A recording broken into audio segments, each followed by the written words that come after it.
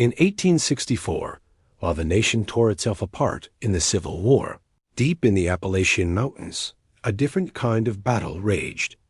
Here, law meant little, and power rested in the hands of families bound by blood, vengeance, and fear. These ruthless clans ruled the hollers with iron fists and whispered curses. Stay with us as we uncover the 10 deadliest mountain families who carved their legacy in blood. Before we dive in, make sure to like, share, and subscribe. And don't forget to hit the bell icon so you never miss a chilling story from the past. The McGraws were not just another family scratching out a living in the rugged slopes of Appalachia. They were masters of the forest, a clan that turned the towering pines and oaks of the mountains into both fortune and a weapon of dominance. In an age when timber meant survival, providing homes, fires, and even weapons, the McGraws made sure no man touched a tree in their territory. Without paying in blood, their empire stretched across mountain passes where thick forests blocked out the sun. Controlling those woods meant controlling the lifeblood of entire communities, and the McGraws never allowed rivals to take even a single log without consequence. Armed not with muskets alone, but with heavy double-bladed axes, they earned a reputation as the Axe Clan. Their enemies learned quickly that the glint of a blade in the shadows often came too late. Stories tell of how the McGraws would stage ambushes deep in the timber roads. A rival family attempting to haul lumber would find themselves surrounded, their wagons overturned, their oxen slain. Survivors were rare. Some said the McGraws left bodies pinned to tree trunks, impaled by their own axes. A grisly warning to anyone thinking of stealing their trade. But it wasn't only rivals who suffered under their rule. Local workers, poor mountain men desperate for wages, were bound to the McGraws through fear. Those who fell behind on quotas or were caught selling timber on the side were punished brutally. In some tailies, the McGraws buried disloyal loggers alive beneath stacks of cut timber, their muffled screams silenced as the forest reclaimed them. Whether myth or truth, the terror alone was enough to keep the workers loyal. Their patriarch, Silas McGraw, was a figure of near-mythical cruelty. Broad-shouldered and bearded, with the strength to split an oak in one swing, Silas believed mercy weakened a clan. Under his leadership, the family grew from a band of woodsmen into a private army. He taught his sons that an axe was not just for chopping wood, but for enforcing power. By the 1860s, the McGraws were feared across 3 states, their names spoken with the same caution as a curse. During the Civil War, when both Union and Confederate forces sought timber for forts, bridges, and encampments, the McGraws saw opportunity. They played both sides, selling wood at outrageous prices, then ambushing military shipments that dared bypass them. Soldiers who underestimated them soon discovered that the dense forest was the McGraws' battlefield, where rifles misfired in the damp. But axes never jammed. Legends even claimed that the McGraws built hidden axe rings in the woods clearings where they trained their young men in brutal combat, forcing them to fight one another until they learned to kill without hesitation. Outsiders who stumbled upon such places never left to tell their story. What made the McGraws especially dangerous was not just their strength, but their strategy. They understood the forest like no others, where sound carried, where paths twisted, where ambushes could trap whole caravans. Their enemies weren't just fighting men. They were fighting the mountains themselves. With the McGraws as their ruthless shepherd's dot by the end of 1864, the McGraws had secured near total control of the timber trade in their region. Their fortune was carved from trees, but their legacy was written in fear. Even after the war, whispers of the Axe Clan lingered. Travelers crossing old logging roads claimed to hear the echo of axes in the distance, echoes that carried not just the sound of chopping wood, but the memory of screams. The McGraws proved that in Appalachia, the forest could be more than a resource. In the hands of the ruthless, it could become a weapon, and those who ruled it could become kings. If the McGraws ruled the trees, the Blackwills ruled the water, and not the streams themselves, but the illicit whiskey that flowed from them. Hidden deep in the hollers of Appalachia, the Blackwill family built an empire fueled by fire, barley, and fear. At a time when moonshine was more than a drink, it was currency, power, and survival. The Blackwills ensured that no rival could challenge their dominance without paying the ultimate price. The Blackwill distilleries were secreted away in caves, hollowed-out hills, and behind waterfalls, places so inaccessible that only those who knew the paths could enter. The family employed ingenious methods to hide the smoke from chimneys, channeling it through underground vents or over cliffs, making the operations invisible even to nearby patrols. Their whiskey was said to be unmatched, smooth, potent, and deadly in more ways than one. But the Blackwills were not content with simply making whiskey. They protected their empire with a brutality that rivaled the fiercest mountain clans. Competitors attempting to set up stills nearby often disappeared without a trace. Some tailies claim that rival barrels of liquor were laced with poison, ensuring that anyone who dared to sample it would die a slow, agonizing death. Others say that the family would drag trespassers into the holler, beat them, and leave them as warnings. Bodies strung over branches along the ridges. Patriarch Elias Blackwill was a man as sharp as his intellect. Small in stature but quick in temper, he commanded loyalty through a mix of charisma and terror. He taught his children to navigate the mountains, to spot enemies from miles away, and to strike without hesitation. Under his leadership, the Blackwills became not just makers of whiskey, but masters of intimidation. Their name was whispered across county lines, spoken by those who owed them favors, feared them, or had once dared defy them. The Blackwills' reach extended far beyond the hills. During the Civil War, both Union and Confederate troops sought their liquor to fuel soldiers' morale and supply lines. The family skillfully manipulated both sides, selling barrels at premium prices while also sabotaging rival shipments. Any officer or soldier who underestimated the Blackwills soon found themselves ensnared in the holler's labyrinthine paths, ambushed or robbed of both their weapons and pride. Their methods were as clever as they were cruel. Hidden traps, poisoned bait, and false trails ensured that no outsider could follow without paying the cost.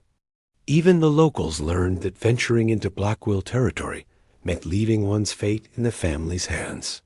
Some legends claim the family kept secret tasting rooms in caves, where captured rivals were forced to sip whiskey mixed with hallucinogens or deadly toxins, turning a simple drink into a deadly test of loyalty and courage. Despite, or perhaps because, of their fearsome reputation, the Blackwills prospered. Their moonshine flowed through Appalachia, funding weapons, fortifying strongholds, and expanding the family's dominion. Yet it wasn't merely money that made them formidable. It was the aura of absolute control. Whispers of the moonshine kings made grown men tremble and children hide in the hollers. When their name was spoken, by 1864, the Blackwills had secured not just a livelihood, but a reign over the hills. Their distilleries, their cunning, and their ruthless enforcement created a dynasty built on secrecy, skill, and terror.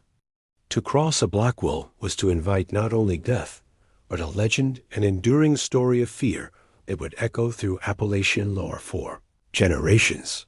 The Blackwills proved that in the mountains, power could be distilled into liquid form, and that those who mastered it could rule as kings, unseen but undeniably feared.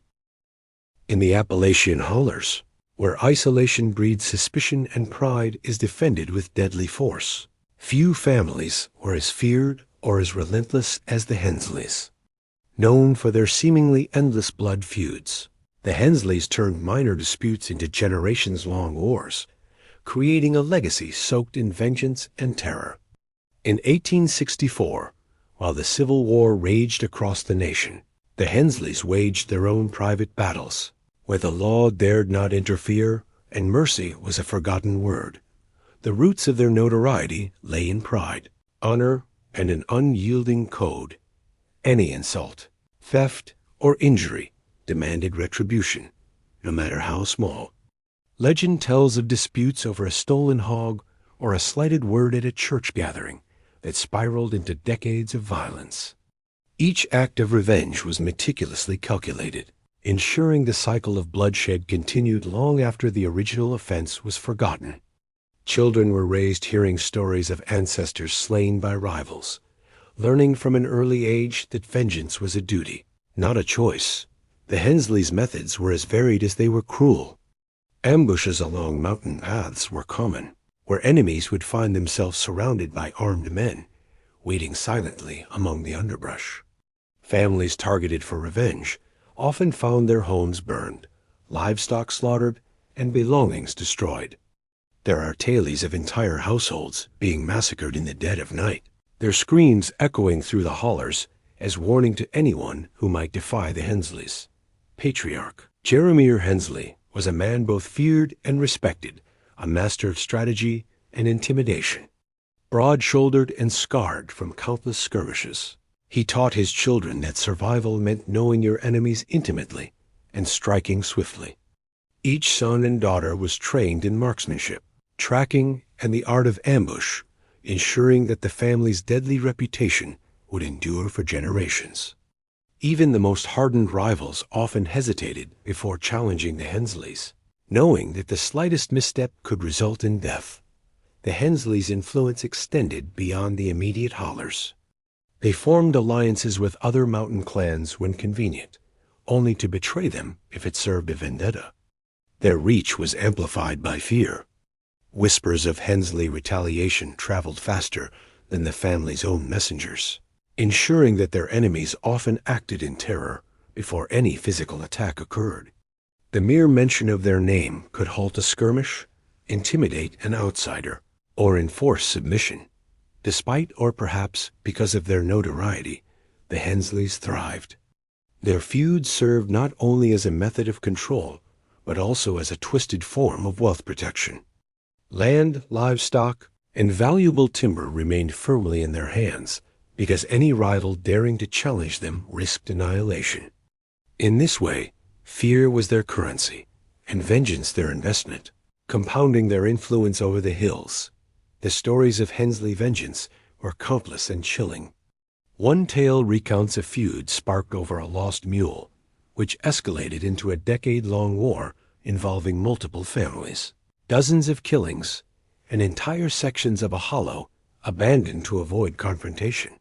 Another recounts a bride who was stolen by a rival family, leading to a night-long massacre that left no surviving witnesses. Each story reinforced the mythos of the Hensleys as a family that never forgot and never forgave. By 1864, the Hensleys had cemented their position as one of Appalachia's most feared clans. Their feuds were not mere personal disputes. They were instruments of power, fear, and control. In a region where law was weak and authority uncertain, the Hensleys ruled through terror, leaving a legacy that would echo for generations. To cross a Hensley was to invite death, and to ignore their warning was to invite an unstoppable generational wrath. The Hensleys embodied the darkest truth of mountain life. In Appalachia, honor was enforced with blood, and revenge was the only currency that mattered. In the dark corners of Appalachia, where the mountains twist and turn like the coils of a serpent, the Crowder family earned a reputation that chilled even the hardiest mountain men. Unlike other clans, whose power came from timber, land, or liquor, the Crowders ruled through fear, stealth, and deadly precision. Known as the assassins of the holler, they were killers by trade, and from an early age, their children were trained to hunt, strike, and survive with lethal efficiency. The Crowders' territory was a labyrinth of ridges, hidden valleys, and dense forests. Outsiders entering without guidance rarely emerged. Ambushes were a craft perfected over generations.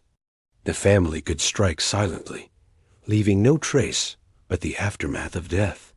Rival families and travelers alike whispered tales of men vanishing without a sound, arrows buried in tree trunks as ominous warnings, and rifles fired from shadows that seemed to appear out of nowhere. Patriarch Thaddeus Crowder was a master of psychological warfare. His sharp eyes missed nothing, and his knowledge of the land turned even the simplest trail into a trap. He taught his children the art of patience, waiting hours or even days for the perfect moment to strike. They learned to move silently, read the wind, follow footprints, and disappear into the mountains as if swallowed by the earth itself. By the time they reached adulthood, the Crowder children were as feared as any adult in the region, their reputation as killers cemented before they even carried a full-sized rifle. The Crowders' methods were ruthless, yet efficient. They often lured enemies into false sense of security, inviting rivals to negotiate or trade, only to spring deadly ambushes. Some victims were left as warnings, hanging from tree branches or displayed near hollow paths, ensuring that no outsider would dare challenge the family again. The effectiveness of these strategies made the Crowders a clan both respected and universally feared, a law unto themselves in a region where law held little sway. But their terror was not only physical, it was psychological. Stories abounded of Crowder children hiding silently in attics or under floorboards during family raids, watching rivals' every move and learning the art of murder from observation. The younger generation was often sent on scouting missions alone, tasked with returning with information or, in some cases, proof that a rival had been eliminated. Such training ensured that the next generation of Crowders would be as deadly or deadlier than the last. During the chaos of 1864, the Crowders exploited the Civil War to expand their influence. With soldiers preoccupied elsewhere, they could enforce their dominance without interference.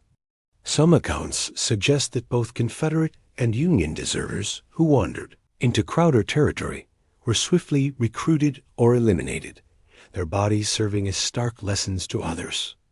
Outsiders learned quickly. To cross the Crowders was to face a death that was both swift and inevitable. Their reputation grew not only from their kills, but also from their cunning. Unlike other families who relied solely on numbers, the Crowders relied on strategy, timing, and the geography of the mountains. Each strike was calculated, precise, and intended to send a message. They understood that fear was as powerful as gunpowder, and they wielded it like a weapon, ensuring their dominance across the Holler's Dot. By 1864, the Crowders had secured a legacy as the deadliest assassins of Appalachia. They were a family where survival meant obedience, where fear was a currency, and where every child was a soldier. To encounter a Crowder in the holler was not merely to risk your life, it was to confront a calculated, patient, and merciless force of nature. The Crowders proved that in Appalachia, power was not always taken by force of numbers or wealth. It could be claimed with silence, patience, and the cold edge of a blade. In the shadowed hollers of Appalachia, another kind of wealth lay buried beneath the earth, coal, and no family understood the value of this black gold or the means to protect it better than the Rawlings. By 1864, the Rawlings family had secured vast stretches of coal-rich hills, and with that control came both fortune and a ruthless reputation that few dared challenge. In the mountains, coal was power, and the Rawlings wielded it like a weapon. Their mines were more than just extraction sites, they were fortresses. Hidden entrances, narrow passages, and guarded overlooks ensured that no outsider could enter without the family's permission. Workers, often desperate men from nearby hollers or orphans seeking any opportunity, were bound to the Rawlings rules under threat of violence. Misstep, defiance, or theft often meant a fall down a mine shaft, a sudden collapse, or an unseen trap meant to teach obedience the harshest way possible. Patriarch Gideon Rawlings was a man of iron and shadow, both feared and cunning. Broad-shouldered and unyielding, He understood the land as intimately as he understood human weakness. He demanded loyalty, efficiency, and silence. Children of the family were trained in mining, tracking, and combat from a young age, ensuring that the Rawlings' dominance would continue unbroken. Every son and daughter knew that the mines were not just a source of income. They were the veins through which the family's power flowed, and every threat to them was a threat to be extinguished. The Rawlings' tactics were as brutal as they were effective. Rival claimants who dared challenge their ownership often accidentally found themselves trapped in collapsing tunnels or surrounded by armed men with rifles. Some stories suggest that enemies were left buried beneath tons of rock or coal, the family's message clear: the hills belonged to the Rawlings, and anyone who defied them would become part of the mountain itself. Fear of these tactics kept rivals from even approaching the territory, creating a near monopoly over the region's coal. Beyond enforcement, the Rawlings were also shrewd manipulators of opportunity. During the Civil War, both Confederate and Union forces required coal for steam engines, ammunition, and heating. The Rawlings leveraged their resources, selling selectively to the highest bidder and sabotaging shipments that threatened their control. Soldiers and merchants who tried to bypass them often found themselves ambushed in the narrow mountain passes, their cargo seized and their bodies left as warnings. But it wasn't just outsiders who faced the Rawlings' wrath. Family loyalty was demanded with a strict and often deadly discipline. Disobedient relatives were punished swiftly to prevent dissent, sometimes facing exile into dangerous haulers or forced labor in treacherous shafts. Every action, from labor to loyalty, reinforced the Rawlings' position as unquestioned rulers of the mountains. Legends of the Rawlings. Cruelty circulated far and wide. Some say the family constructed hidden torture chambers within abandoned mines to enforce compliance. Others tell of miners disappearing into the dark with no sound but the echo of pickaxes and the occasional whisper of a curse. Such tales ensured that fear alone maintained the Rawlings' control over both land and labor, that by the end of 1864, the Rawlings had solidified their reputation as one of the most feared and powerful families in Appalachia. Their wealth, enforced through blood and intimidation, made them kings of the mines, their influence stretching across hollers and ridges.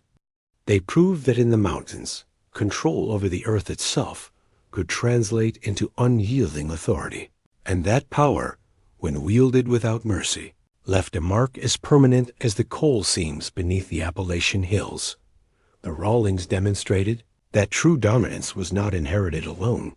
It was mined, guarded, and enforced with iron fists and deadly precision.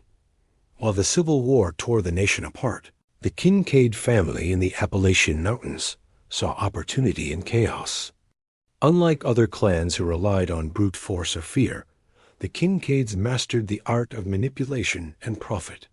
By 1864, they had carved a reputation, not only for cunning but for ruthlessness, exploiting both Union and Confederate forces while securing their own foothold in the mountains. To cross a Kincaid was not just dangerous, it was financially and physically deadly. Patriarch Silas. Kincaid was a man of strategy and deception, with sharp eyes that missed nothing and a mind that calculated every advantage. He taught his children that loyalty was flexible and trust was currency. One wrong move could lead to death or betrayal. From a young age, the Kincaid children were trained in survival, reconnaissance, and negotiation, making them as deadly in diplomacy as they were with a rifle. By adulthood, they had perfected a family method: manipulate both sides of any conflict to gain wealth and control. The Kincaids' operations were both opportunistic and brutal. Confederate and Union soldiers alike found themselves at the mercy of the family when thus traveling through Kincaid-controlled haulers. They would be offered supplies, food, or information, but those who tried to deceive or bypass the family often disappeared without a trace. Some were taken hostage for ransom, others ambushed in hidden passes, and some were never seen again. The Kincaids ensured that word of these disappearances spread quickly, cementing their reputation as merciless strategists. One of the family's most infamous tactics was their ability to play both sides of the war. They would sell weapons, ammunition, and supplies to Confederate units one day, then deliver intelligence or captured goods to Union forces the next. Soldiers who trusted them too easily often found themselves trapped between deception and violence, losing both lives and honor. In an era defined by shifting allegiances, the Kincaids thrived in chaos, and their influence spread far beyond the hollers of their home territory. But their cruelty was not limited to outsiders. Internal discipline within the family was strict and often deadly. Any member suspected of disloyalty or incompetence faced harsh consequences, ranging from forced labor in dangerous terrain to public humiliation or execution. Silas Kincaid believed that the family's survival depended on complete obedience, teaching children that betrayal, whether by enemy or kin, was a death sentence. These lessons ensured that each generation became sharper, colder, and more cunning, and the last dot the Kincaids' manipulation extended beyond war profiteering. Local towns and smaller families often fell under their influence, either through coercion, intimidation, or strategic alliances. Rivals attempting to claim territory or trade routes were swiftly countered with sabotage, ambushes, or exposure of secret dealings. Through a combination of fear, strategy, and greed, the Kincaids expanded their power while remaining elusive and untouchable. Stories of their audacity and cunning spread like wildfire across the mountains. One tale recounts how they intercepted a Confederate shipment of rifles, rebranded it, and sold it back to the very same regiment days later, turning war into a personal profit scheme. Another tells of a Union officer who attempted to trap the Kincaids, only to find the family waiting with reinforcements, turning the hunter into the hunted. Their reputation became a lesson in strategy. Underestimating a Kincaid was always fatal. By the end of 1864, the Kincaids had cemented their status as the mountain's most shrewd and dangerous opportunists. They demonstrated that survival in Appalachia was not solely about strength or terror. It was about cunning, foresight, and the ruthless exploitation of chaos. While other families relied on axes, bullets, or superstition, the Kincaids wielded intelligence and manipulation as lethal weapons, leaving a legacy of treachery, fear, and power that would echo through the hollers for generations. The Kincaids proved that in the mountains, war was not only fought on battlefields, it was waged in the shadows, where opportunity and cruelty could make a family untouchable. In the remote hollers of Appalachia, fear took many forms. For some, it was the sharp edge of an axe or the crack of a rifle. For others, it was the eerie whisper of the unknown, the unseen hand of superstition that could kill as surely as any bullet. No two families embodied this dual terror more than the O'Haras and the Whitakers, one ruling through violence, the other through fear, cunning, and legend. By 1864, these two clans had carved their names into the dark history of the mountains, leaving a legacy both terrifying and unforgettable. The O'Haras were infamous for their lawlessness.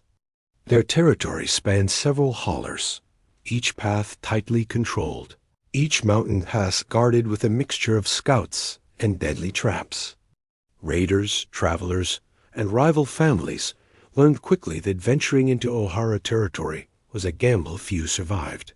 Ambushes were meticulously planned, using the dense forest and rugged terrain to the family's advantage. Caravans disappeared, towns were raided, and the O'Haras became synonymous with ruthless banditry. Patriarch Declan O'Hara was a man as cunning as he was cruel. His strategies blended intimidation with outright violence, teaching his children that a reputation alone could kill. The O'Haras ambushed not only for loot, but for message. The bodies of intruders were often left hanging in trees, or carved with warnings, a grim testament to their dominance. Outsiders whispered about the holler that swallowed men, a name given to O'Hara territory because once you entered, you might never return. While the O'Haras ruled through force, the Whitakers wielded a subtler, more insidious kind of power. Their influence rested on superstition, fear, and cunning deception. Rumors swirled of their mastery over dark arts, from poisons and curses to staged hauntings designed to terrify intruders. The Whitakers exploited the natural fear of the mountain's shadows, convincing outsiders that the family's wrath extended beyond mere human hands. Some claimed that even looking into the wrong Whitaker's window could result in misfortune or death. Matriarch Elda Whitaker was said to possess knowledge that blurred the lines between science and sorcery. She trained her children in herbs, potions, and the careful manipulation of fear. A simple vial of poison could be passed off as medicine. A staged apparition could drive a rival from land they had claimed.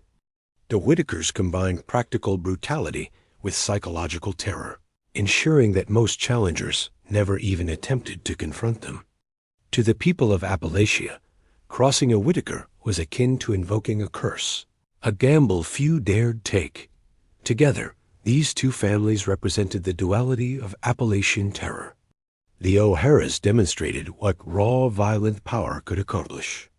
The Whitakers proved that fear, superstition, and cunning could achieve the same ends without a single shot fired. Outsiders entering the mountains faced both an ambush in the woods, followed by whispers of curses, their nerves shredded and their bodies at risk. Many townsfolk avoided the hollers entirely, leaving entire stretches of land under the uncontested dominion of these families. O'Hara's raids were precise and terrifying.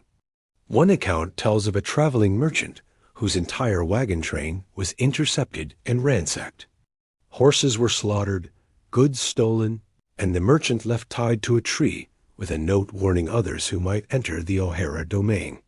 Such acts became ritualistic, teaching fear as efficiently as bullets. Meanwhile, the Whitakers would exploit the aftermath, spreading rumors of witches, spirits, and vengeance from beyond the grave, ensuring that no outsider dared linger long enough to rebuild or retaliate. By 1864, both families had cemented a dual legacy. The O'Haras were the embodiment of mortal danger, capable of ending life swiftly and efficiently. The Whitakers, in contrast, ruled over imagination and superstition, making the very land seem haunted, cursed, and unapproachable.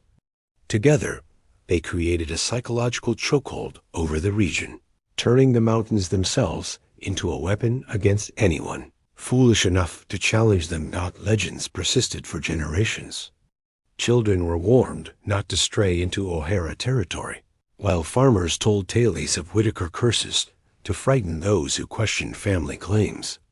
Outsiders who attempted to traverse the mountains learned quickly that their survival depended not only on courage and skill, but on understanding the invisible rules set by these two formidable clans, the O'Haras and Whitakers, proved that power in Appalachia could be wielded in many ways through violence, fear, or a combination of both.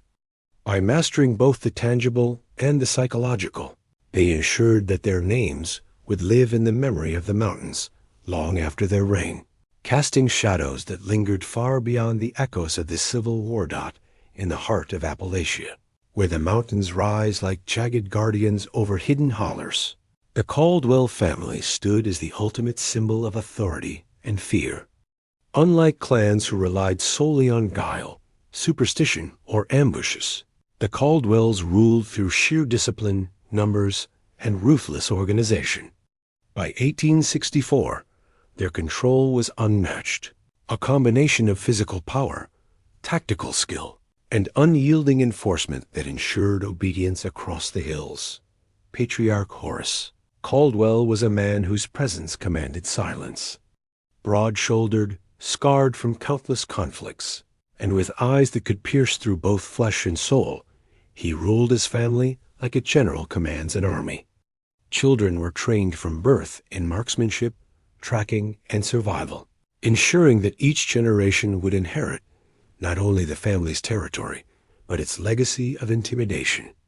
Every Caldwell knew that disobedience, hesitation, or betrayal would be met with swift and merciless consequences.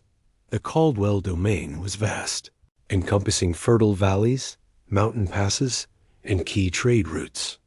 They maintained control over the hills not by fear alone, but through precise organization and the coordination of family members in small, disciplined units. Patrols moved silently through the forests, watching for rivals or intruders. The family employed ambushes, strategic intimidation, and when necessary, brutal execution to reinforce their dominance. Their control was absolute. Those who tried to defy them rarely survived to tell the tale. While other families in Appalachia relied on fear, superstition, or deception, the Caldwells demonstrated the power of order.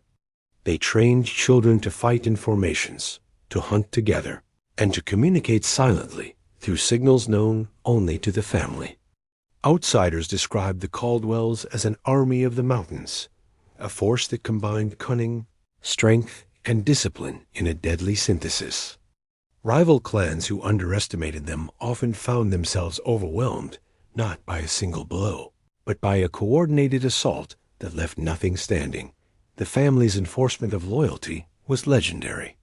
Traitors within the clan, or those who sided with outsiders, were executed swiftly and publicly. Stories tell of enemies tied to trees or dragged through hollers, their suffering a warning to anyone who might question Caldwell authority. Even the most stubborn rivals' families, with their own history of violence, learned that resistance was futile when confronted by the Caldwells. By 1864, few dared challenge them, and those who did were often added to the mountain's tally of vanished souls. The Caldwells' influence extended beyond physical might. Their reputation was a psychological weapon, ensuring compliance without direct confrontation. Tales of the family's ruthlessness spread through towns and hollers, amplifying fear even where the Caldwells had never set foot. The family understood that control was as much about perception as it was about force. Fear itself became a tool, ensuring loyalty and obedience across generations. By the end of 1864, the Caldwells had solidified a legacy that transcended the mountains themselves. They were not merely a family. They were an institution of power, discipline, and terror, the final chapter in a saga of ruthless Appalachian clans. Where the McGraws had wielded axes, the Blackwill's moonshine, the Hensley's feuds, the Crowder's stealth, the Rawlings' coal, the Kincaid's cunning, and the O'Hara's and Whitaker's terror, the Caldwells demonstrated that organized authority, enforced with iron and blood, could rule supreme. As the Civil War receded into history, the mountains retained their secrets, and the names of these families lingered in whispered warnings. The Caldwells embodied the enduring truth of Appalachian life. In the hollers, survival depended not on law or mercy, but on power, strategy, and the willingness to enforce it without hesitation. To cross a Caldwell, or any of the families that had carved their reign from the mountains, was to gamble with life itself. The mountains remember, and in those shadows, the legacy of blood endures.